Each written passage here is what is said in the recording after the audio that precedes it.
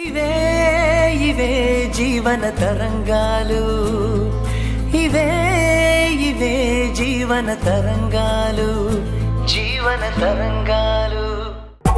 నిజాయితీగా తన డబ్బుతోనే మీకోసం షర్ట్ తీసుకొచ్చాడు. ఆ మాట నమ్మండి.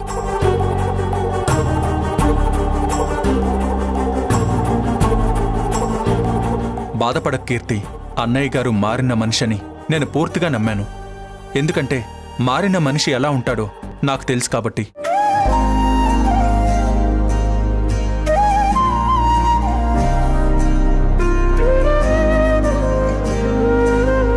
దేవికకు నాకు కొత్త బట్టలు పెట్టినందుకు, మర్చిపోలేని తీపి జ్ఞాపకాలని మా జంటకు అందించినందుకు మీ అందరికీ థ్యాంక్స్. దేవిక, బయలుదేరదామా? మీరు ముందు కొత్త బట్టలు వేసుకొని రండి. సరే.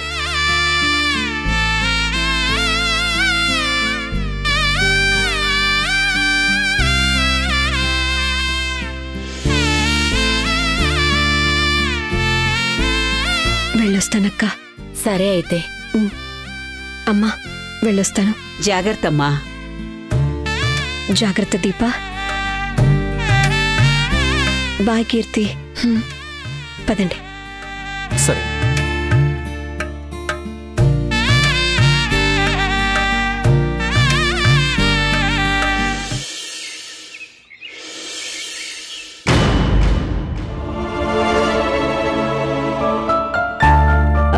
వాటర్ ఏమైనా తాగుతావా?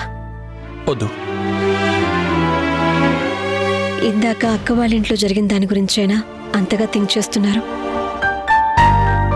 అవును దేవిక, మహేష్ బిహేవియర్ చూస్తే నాకు భయమేస్తుంది. నాన్నంటే కనీస గౌరవం కూడా ఇవ్వకుండా నా ముందే అన్నయ్య గారిని అంతగా ఇన్సల్ట్ చేశాడు. కొడుకంటే అలా నిలదీస్తాడా? తండ్రిపైన అంతలా గొడవకి వెళ్తాడా అనిపించింది. మీ బావగారి పాస్ట్ లైఫ్ని నా లైఫ్ని పోల్చుకుంటే పెద్దగా డిఫరెన్స్ ఏమీ కనిపించట్లేదు. నా గతంలో పీడకల లాంటి నా బిహేవియర్ ఉంది. మీ బావగారి బిహేవియర్ కూడా అంతే. తను మారిపోయి వెనక్కొచ్చాడు. నేను కూడా మారిపోయి నీ దగ్గరకొచ్చాను. ఫ్యూచర్లో నాకు కూడా మహేష్ లాంటి కొడుకు పుడితే ఈరోజు మీ బావగారి విషయంలో జరిగినట్టే మనకు కూడా జరుగుతుందేమోనన్న చిన్న భయం కలుగుతోంది దేవిక. అనవసరంగా భయపడకండి. పిల్లల పెంపకం అన్నది మన మీదే డిపెండ్ అయి ఉంటుంది. అక్క బావగార్ల కూతురుగా కీర్తి పుట్టింది. తను మహేష్లా కాకుండా తండ్రి మీద పంచప్రాణాలు పెట్టుకుంది. తండ్రి దూరమైతే వెలువెల్లాడిపోయింది. మా అక్క కోసం తనకిష్టం లేని పెళ్లి చేసుకోవడానికి కూడా రెడీ అయిపోయింది. అక్క బావల్ని, మా అమ్మని ఎంత ప్రేమగా ఆప్యాయంగా చూసుకుంటుందో మీరే చూశారు కదా. వాళ్ళిద్దరూ ఫ్రెండ్స్లా కలిసిపోతారు. మా అమ్మ మమ్మల్ని బాధ్యతగా పెంచింది. మా అక్క కూడా కీర్తి మహేష్లను బాధ్యతగానే పెంచింది. కానీ వాడలా తయారయ్యాడు.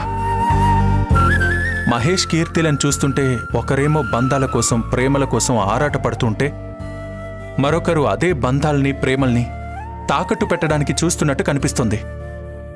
ఇద్దరూ మీ అక్క పిల్లలే, కానీ ఇద్దరిలో ఎంతో డిఫరెన్స్ ఉంది. వాళ్ళ రాతల్ని బట్టి వాళ్ళ జీవితం డిసైడ్ అవుతూ ఉంటుంది. ఒకే తల్లిదండ్రులకు పుట్టినంత మాత్రాన వాళ్ళ బిహేవియర్ కూడా ఒకేలా ఉండాలని రూలేమీ లేదు. అఫ్కోర్స్ నిజమే, కాదన్ను. కానీ వయసు పెరిగే కొద్దీ అయినా పెద్దవాళ్ళకి వాల్యూ ఇవ్వడం అనేది సంస్కారం. మహేష్ కూడా ఒక బిడ్డకి తండ్రి కాబోతున్నాడు. అయినా సరే తన తండ్రంటే లెక్క లేకుండా మాట్లాడే పొజిషన్లో ఉన్నాడు. అలాంటివాడు రేపు తనకు పుట్టబోయే పిల్లలకి ఎలాంటి బిహేవియర్ నేర్పిస్తాడు? మహేష్ అలా అన్నాడంటే దానికి కారణం మా బావగారు. అతను సరిగ్గా లేకపోవడం వల్లే వాడలా తయారయ్యాడు. మా బావగారే సరిగ్గా ఉండి కుటుంబ పెద్దగా రెస్పాన్సిబిలిటీ తీసుకొనుంటుంటే ఇప్పుడిలా రిగ్రెట్ ఫీల్ అవ్వాల్సిన సిట్యువేషన్ ఉండేది కాదు. ఐ హోప్ నేను మిమ్మల్ని ఎందుకు దూరం పెట్టానో ఇప్పటికైనా మీకు అర్థమైందనుకుంటా. బాగా అర్థమైంది దేవిక. పిల్లల రెస్పాన్సిబిలిటీ నేను తీసుకుంటాననే నమ్మకం నీకు కలిగాకే నా విషయంలో పాజిటివ్గా థింక్ చేసావు. I'm correct? మా అక్క బావల్లా కాకుండా మనం మంచి పేరెంట్స్గా ఉంటామని నాకు చాలా కాన్ఫిడెన్స్ ఉంది.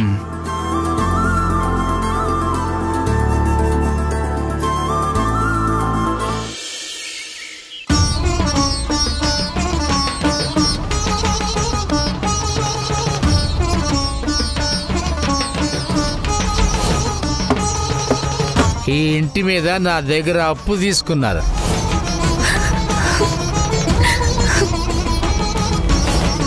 చూడరా చూడు, నువ్వు చేసిన అప్పుల వల్ల ఇంట్లో వాళ్ళంతా ఎలా అల్లకల్లోలు అయిపోతున్నారు.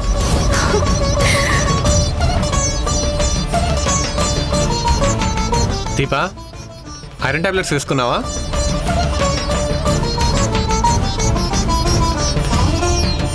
ఏంటి డల్గా ఉన్నావు?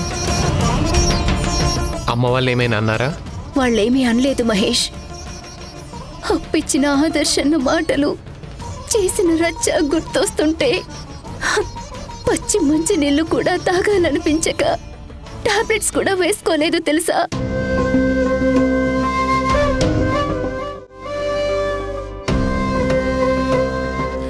సైలెంట్ గా ఉన్నారేంటి? ఇంతకీ మన ఇంటి నుండి వస్తున్న రెంట్తో ఈఎంఐ కట్టకుండా ఏం చేశారు?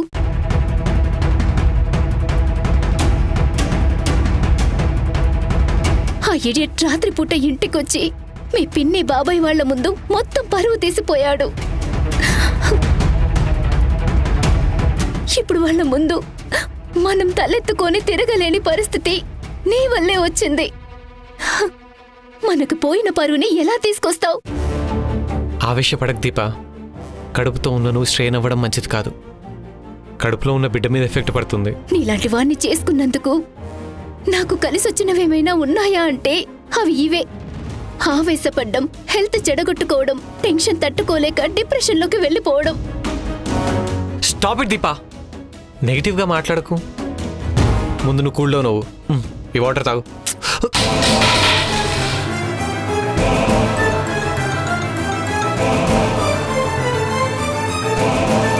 మీరు చెయ్యాల్సింది ఇలా పైసా ఖర్చు లేని వాటర్ అందించడం కాదు. రేపు నా డెలివరీ చెయ్యాలంటే సిజరిన్ చెయ్యాల్సి వస్తుంది. దానికి 1 lakh దాకా కావాల్సి వస్తుంది. ఆ అమౌంట్ మీ దగ్గర ఉందా?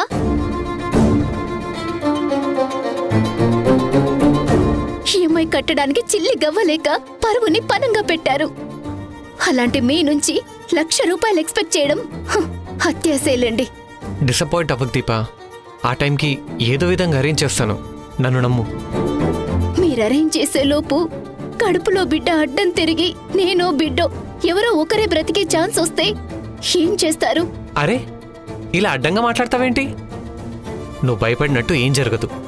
నీ మీద నమ్మకం మంచులా కరుగుతూ వస్తుంటే ఇంకెలా మాట్లాడను మహేష్? రోజులు గడిచే కొద్దీ అప్పులు, వాటికి వడ్డీలు, అవి కట్టకపోతే జరిగే ఇన్సల్టులు, ఇవన్నీ చూస్తుంటే నేను ప్రెగ్నెంటే అవ్వకపోయుంటే బాగుండు అనిపిస్తుంది.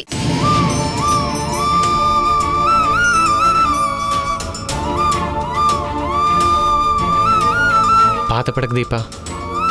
నేను మా నాన్నలా కాదు. నా పిల్లలకి ఏ లోటు రాకుండా చూసుకునే తెలివితేటలు నాకున్నాయి. నీకు మన బిడ్డకి ఏ ఆపద రాకుండా చూసుకునే బాధ్యత నాది. నన్ను నమ్ము దీపా. ప్రాణం పోయినా ఈ మాట తప్పును. ఒట్టు.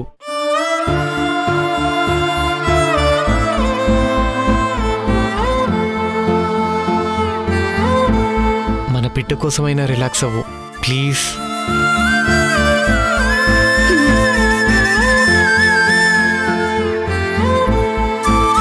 వాటర్ ఇవ్వండి, టాబ్లెట్స్ వేసుకోవాలి. ఓకే.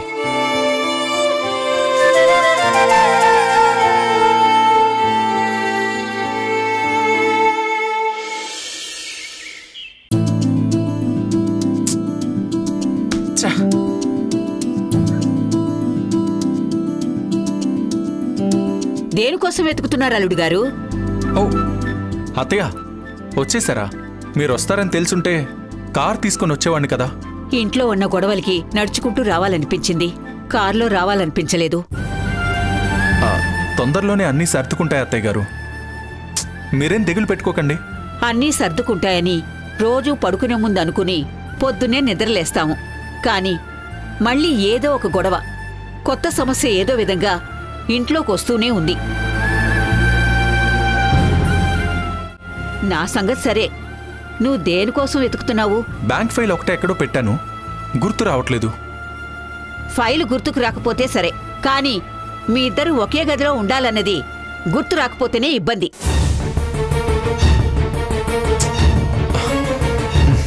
అత్తయ్య, అదంతా ఈజీ కాదు. దానికి కొంచెం టైం పడుతుంది. ఇంకెంత టైం పడుతుంది అల్లుడు గారు? మీరిలా మాట్లాడుతుంటే నాకు ఒక అనుమానం వస్తుంది. అనుమానమా? మీరు నిజంగానే కలిసిపోయారా, లేదా అందరి ముందు కలిసిపోయినట్టు నటిస్తున్నారా? అది కాకుండా మమ్మల్ని నమ్మించడం కోసం మిమ్మల్ని మీరు మోసం చేసుకుంటున్నారా? అది కూడా కాదంటే మీకు యాక్సిడెంట్ అవడంతో పిల్లలు పుట్టారని డాక్టర్ చెప్పింది. ఆ విషయం మా దగ్గర ఏమైనా దాస్తున్నారా? ప్రాబ్లం నాలో లేదు అత్తయ్య గారు, నేను పర్ఫెక్ట్గానే ఉన్నాను. కానీ ప్రాబ్లం అంతా దేవికలోనే ఉంది. అదేంటనేది మీకు కూడా బాగా తెలుసు. సమస్య ఉందని సైలెంట్గా ఉండిపోతారా? ఆ సమస్య పరిష్కరించుకుని దగ్గర వాళ్ళని చూడరా? గడిచిన కాలం, పోయిన వయసు మళ్ళీ వెనక్కి తిరిగి రాదు. నష్టం జరగకముందే జాగ్రత్త పడాలి, కానీ జరిగిన తర్వాత బాధపడి ఏం ఉపయోగం ఉండదు. ఇది మీకింకా అర్థం కాదని నేననుకుంటున్నాను.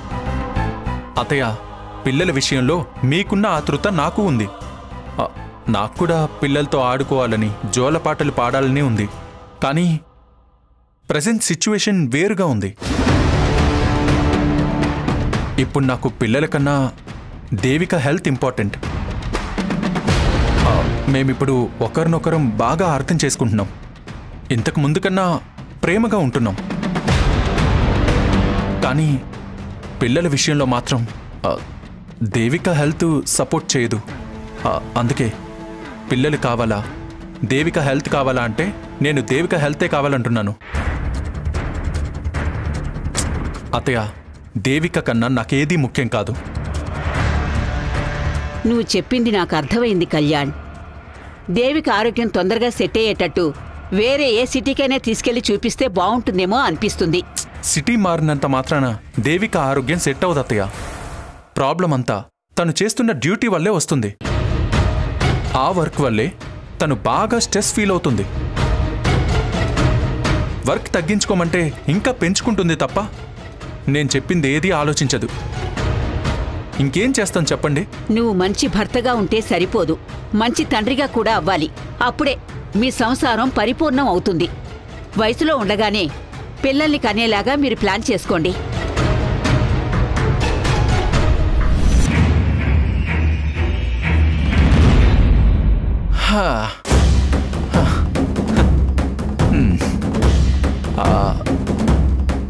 ఆ ఫైల్ ఎక్కడ పెట్టాను?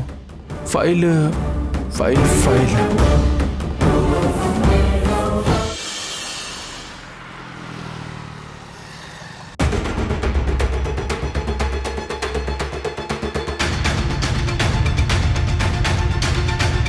ఇప్పుడు అమ్మని అడగాల వద్దా?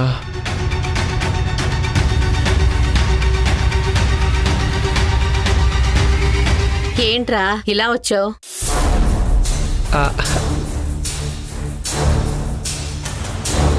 అంటే అమ్మ, అది ఏంట్రా? ఏం లేదమ్మా. ఏంటి, డబ్బులు అడగాలని వచ్చావా? నువ్వు చాలా స్మార్ట్ అమ్మా, అడగకుండానే అర్థం చేసుకుంటావు. దీప హాస్పిటల్ చెకప్కి వెళ్ళాల్సి ఉంది. ఒక 2000 అడ్జస్ట్ చేస్తావమ్మా? జాబ్ రాగానే వడ్డీతో సహా ఇచ్చేస్తాను. నువ్విస్తావు సరే, ఇప్పుడు నీకివ్వడానికి నా దగ్గర డబ్బులు లేవు. నేనేం మూవీకి వెళ్ళాలనో, రెస్టారెంట్కి వెళ్ళాలనో, బెట్టింగ్ ఆడాలనో డబ్బులు అడగట్లేదమ్మా. నీ కోడలికి చెకప్ చేయించడం కోసం అడిగాను. అయినా అయినా ఈ చెకప్లు రెగ్యులర్గా చేయిస్తేనే కదా రేపు రాబోయే నీ మనోడు హెల్దీగా ఉంటాడు. రే నాకన్నీ తెలుసురా. అయినా సరే నా దగ్గర డబ్బులు లేనప్పుడు నీకెలా ఇస్తాను? అయితే హాస్పిటల్కి తీసుకెళ్ళొద్దంటావా? అలా అని నేనెందుకు అంటాను? వేరే ఆప్షన్ ఏదైనా ఉంటే ట్రై చెయ్యి. నాకెన్నో ఆప్షన్స్ ఉన్నాయో అన్నీ నీకు తెలుసు కదమ్మా. మళ్ళీ వేరే దగ్గర అమౌంట్ ట్రై చేయమని సలహా ఇస్తున్నావేంటి? మహేష్, అవన్నీ చెప్పి నన్ను విసిగించుకో. వెళ్ళిక్కడి నుంచి. వేలకు వేలు పెట్టి బట్టలు తేవడానికి మాత్రం నీ దగ్గర డబ్బులుంటాయి. ఇంట్లో రకరకాల వంటలు చేయడానికి మాత్రం డబ్బులు వస్తాయి. అదే నా భార్య హెల్త్ చెకప్ కోసం డబ్బులు అడిగితే మాత్రం డబ్బులు బయటికి రావు. ఇలా లేవని చెప్తావు. ఏంటమ్మా ఇది? రేయ్, నీకు కొంచెమైనా బుద్ధుండే మాట్లాడుతున్నావా? ఇంట్లో ఎవరికింత ఆదాయం వస్తుందో నీకు తెలీదా? ఇంటి ఖర్చులకే నా జీతం మొత్తం సరిపోతుంది. నిన్న చేసిన పిండి వంటల ఖర్చు అంటావా? మీ బామ్మ డబ్బులతోనే అవన్నీ చేశాను. మీ పిన్నికి పెట్టాల్సిన పసుపు, కుంకుమ, చీర, సారీ వాటన్నిటి కోసం మన దగ్గర డబ్బులు లేకపోయినా ఎక్కడైనా సర్దుబాటు చేసైనా సరే మీ పిన్ని కోసం ఆ మర్యాదలు చెయ్యాలి. అది ఈ ఇంటి ఆడపిల్లకి మనమిచ్చే మర్యాద. అప్పులు చేసి మరి మర్యాదలు చేయాల్సిన అవసరం ఏమొచ్చింది? అయినా పిన్ని అవన్నీ కావాలని డిమాండ్ చేసిందే ఏంటి? నేను డబ్బులు అడిగినప్పుడే ఇలాంటి మర్యాదలన్నీ బయటకు వస్తాయి. ఒరేయ్, నిన్ను చూస్తుంటే నీ వయసులో ఉన్నప్పుడు నన్ను నేను చూసుకుంటున్నట్టుందిరా. ఇప్పుడు నువ్వు కూడా ఒక పురాణం స్టార్ట్ చేస్తావా? కొన్ని నీకు ఇష్టం లేకపోయినా చెప్పాల్సిన బాధ్యత నాకుందిరా. డబ్బులు అడిగే విషయంలో నువ్వు కూడా నాలాగే తయారయ్యావు. ఇదిగో అనుభవంతో చెప్తున్నాను, ముందు నీ బుద్ధిని మార్చుకో. ఇలా అవసరం వచ్చినప్పుడు భార్య దగ్గర చేయి చాస్తే నేను మీ అమ్మ దగ్గర పరువు పోగొట్టుకున్నట్టే నువ్వు కూడా నీ భార్య దగ్గర పరువు పోగొట్టుకుంటావు. పరువు పోయిన తర్వాత మనిషికి విలువ ఉండదేహ. Stop it. నీతో నన్ను కంపారిజన్ చేస్తావేంటి? నీకింట్లో టైంపాస్ అవ్వకపోతే వెళ్ళి ఒక మూలను కూర్చొని డ్రామ్ కోడ్ రాసుకో. అంతేగాని ఇలాంటి చెత్త అనుభవాలు షేర్ చేయాలని చూడకు. ఒరేయ్, తండ్రి అంటే గురువుతో సమానం రా. క్లాసులో టీచర్ చెప్తే స్టూడెంట్ ఎంత శ్రద్ధగా వింటాడో ఇంట్లో తండ్రి చెప్పినా కూడా కొడుకు అలాగే వినాలి. అలా వింటేనే నీ భవిష్యత్తు బాగుంటుంది. అమ్మా, ఈ హెడేక్ నేను భరించలేను. అర్జెంటుగా డబ్బులు ఇస్తే నేను వెళ్ళిపోతాను.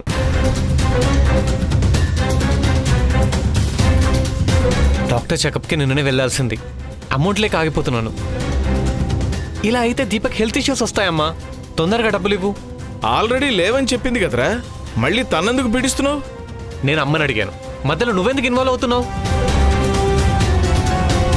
మీ అమ్మకి భర్తగా నేను సమాధానం చెప్పాలి కదరా. అమ్మా, ఈ టైం వేస్ట్ డిస్కషన్స్ వద్దమ్మా. ఈయన ఇలాగే మాట్లాడితే నాకు కోపం వచ్చేస్తుంది. కోపంలో నేనేం చేస్తానో నాకే తెలీదు. ధరణి, వీడు ఎమోషనల్గా బ్లాక్మెయిల్ చేయాలని చూస్తున్నాడు. ఇలా ప్రెషర్ చేస్తున్నాడు కదా అని డబ్బులు ఇస్తూ పోతే ఏదో ఒక రోజు నీ కిడ్నీలు కూడా ఇవ్వాల్సి వస్తుంది.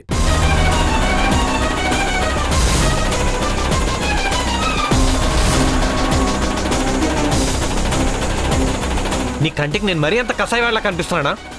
అలాంటి పనులు నువ్వు చేస్తావేమో, నేను చేయను. రై, ఏం కూసావరా? ఆపుతారా? విన్నావుగా ధరణి, వాడు ఎంత మాట అన్నాడు? అమ్మా, నన్నెంత నీచంగా మాట్లాడాడో నువ్వు కూడా విన్నావు కదా. ఈ మనిషిని ఇంట్లోకి రానిచ్చే మీరు తప్పు చేశారు. ఈయన వల్ల ఇలాంటి న్యూసెన్స్ వస్తూనే ఉంటాయి. ముందు ఇంట్లో నుంచి పంపించేసాయమ్మా. నన్నే ఇంట్లో నుంచి పంపించేయమంటావా?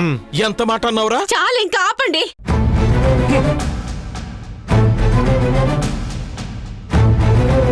మీరిలా చిన్న పిల్లలా గొడవ పడితే భరించే ఓపిక గాని చూసే తీరిక గాని నాకిక లేవు. రే మహేష్, వెళ్ళి ఏదైనా జాబ్ చూసుకోరా. జాబ్ ఉంటేనే నీ అవసరాలకి డబ్బు అందుతుంది. అది లేకపోతే ప్రతి చిన్నదానికి ఇలా చేయి చాచాల్సి వస్తుంది. అవన్నీ నాకు తెలుసులే అమ్మా. డబ్బులు అడిగితే చాలు క్లాస్ తీసుకుంటావు.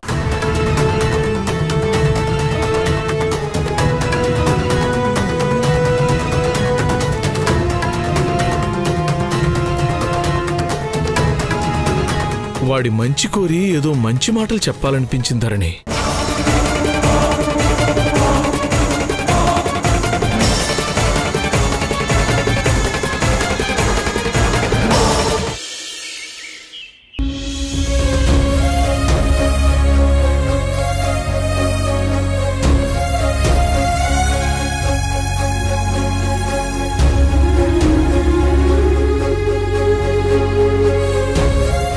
టాబ్లెట్స్ నాకు సూట్ అయ్యేవేనా?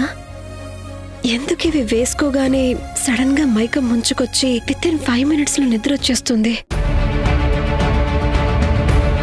హాయ్ దేవికా గారు, how are you? I'm okay doctor. Medicines టైంకి వేసుకుంటున్నారా? డాక్టర్. డాక్టర్, ఇలా అడుగుతున్నానని ఫీల్ అవ్వకండి. నేను అపాయింట్మెంట్ ఏమీ తీసుకోలేదు కదా. అయినా మీరు మీ హస్బెండ్ కాల్ చేసి ఒకసారి జనరల్ చెకప్ చేసి వెళ్ళమని అపాయింట్మెంట్ తీసుకున్నారు.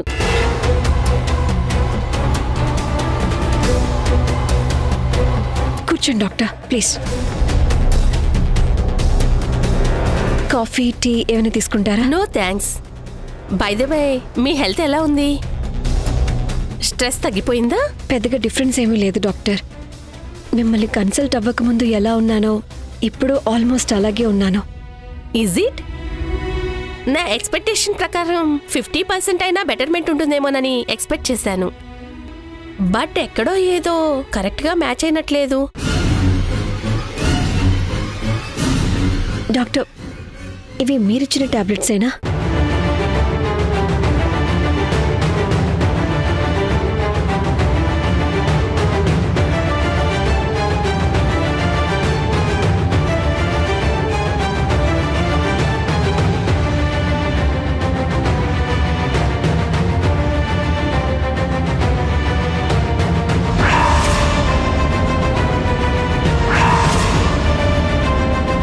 మై గాడ్, ఆ రిపోర్ట్స్ చూస్తే డాక్టర్కి నిజం తెలిసిపోతుంది.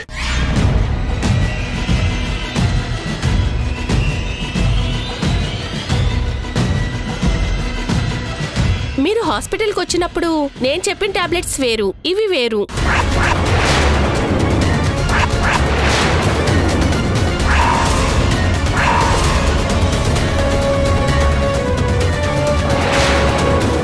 ఇంట్లో ఏ పని లేకుండా ఖాళీగా ఉండే వాళ్ళకి డబ్బెక్కడి నుంచి వస్తుంది? అలాంటి తప్పుడు పనులు చేసే మనిషిని కాదు. మీ దగ్గర ఆల్రెడీ డబ్బులుండబట్టే కదా నిన్న 5,000 పెట్టి షర్ట్ కొన్నారు. నీకు తెలియని నిజమేంటంటే నాన్నని షర్ట్ తీసుకురమ్మని నేనే డబ్బులిచ్చాను.